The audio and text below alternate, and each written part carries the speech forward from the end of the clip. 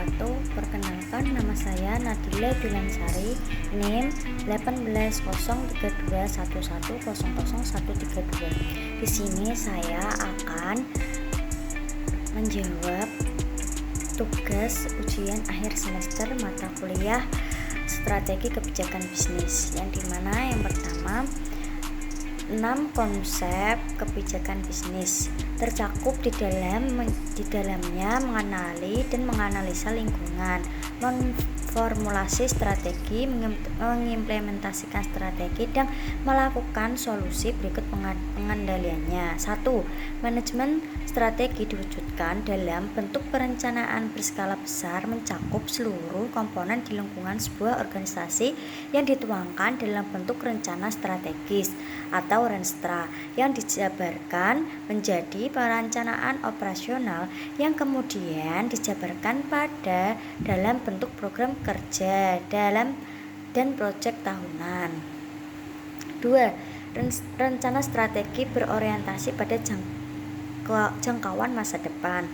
3. Visi misi pemilikan strategi yang menghasilkan strategi induk dan tujuan strategi organisasi untuk panjang merupakan acuan dalam merumuskan rencana strategi, namun dalam teknik penetapannya sebagai keputusan manajemen puncak secara tertulis semua acuan tersebut di dalamnya.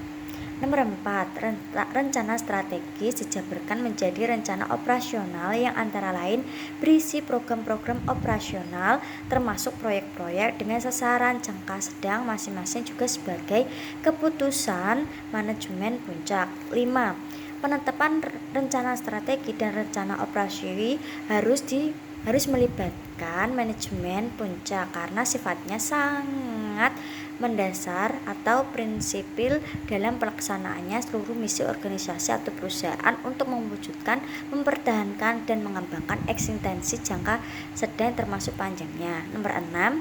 Pengimplementasian strategi dalam program-program termasuk proyek-proyek untuk mencapai sasaran masing-masing dilakukan melalui fungsi-fungsi manajemen lain yang mencakup perorganisasian, pelaksanaan, dan penganggaran dan kontrol.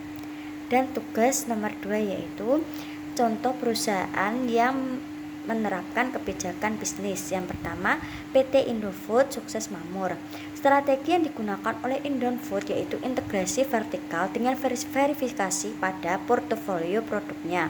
Merupakan salah satu strategi yang dilakukan perusahaan untuk memperluas usaha dengan membuka beberapa unit bisnis atau anak perusahaan baru baik dalam bisnis yang sama dengan yang sudah ada maupun dalam unit bisnis yang berbeda dengan bisnis inti perusahaan. Strategi menghadapi persaingan, Indofood akan menerapkan strategi Mastering the Present, Preventing the Future.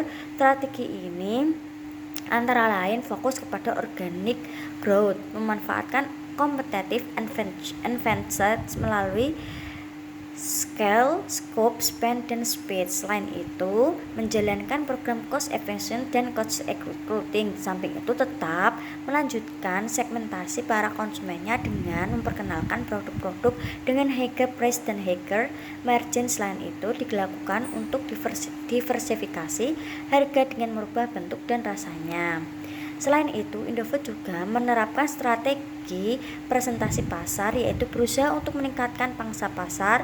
Dalam strategi ini, Indofood telah memperbanyak tenaga penjual, menambah biaya advertising melalui iklan di televisi, majalah, dan surat kabar, menawarkan promosi penjualan ekstensif, dan meningkatkan publikasi. Diversifikasi menjadi pilihan yang menarik bagi perusahaan ketika perusahaan menghadapi pesaing yang sangat ketat dan pertumbuhan pasar yang cepat. Ketika industri terkonsolidasi dan beranjak dewasa, kebanyakan dari perusahaan yang masih bertahan telah mencapai pertumbuhan dengan menggunakan strategi integrasi vertikal dan diversifikasi.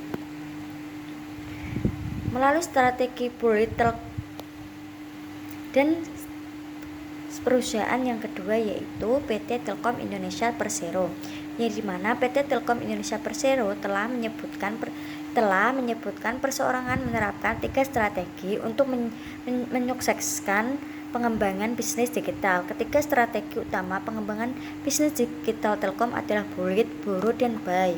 Melalui strategi build, Telkom membangun kapabilitas infrastruktur digital serta peningkatan kompetensi talenta digital di internal perusahaan sehingga bisa memberi pelayanan secara optimal kepada masyarakat. 2. Strategi borrow diterapkan Telkom melalui kemitraan strategi yang terus dilakukan perusahaan dengan berbagai perusahaan teknologi berskala domestik dan global. Salah satu contoh penerapan strategi ini adalah adanya kesepahaman untuk kerjasama antara Telkom dengan Microsoft Indonesia. Sementara penerapan strategi borrow dilakukan Telkom melalui sejumlah investasi yang menggunakan synergy value yang dapat meningkatkan kapabilitas digital Telkom Group. Sebagai contoh, saat ini Telkom telah menguncurkan investasi untuk perusahaan digital skala besar maupun rintisan startup dari Indonesia ke luar negeri. Itulah beberapa yang bisa saya sampaikan dalam menjawab tugas ujian akhir semester mata kuliah strategi kebijakan bisnis. Mohon maaf jika ada kesalahan kata pada saat saya menyampaikan.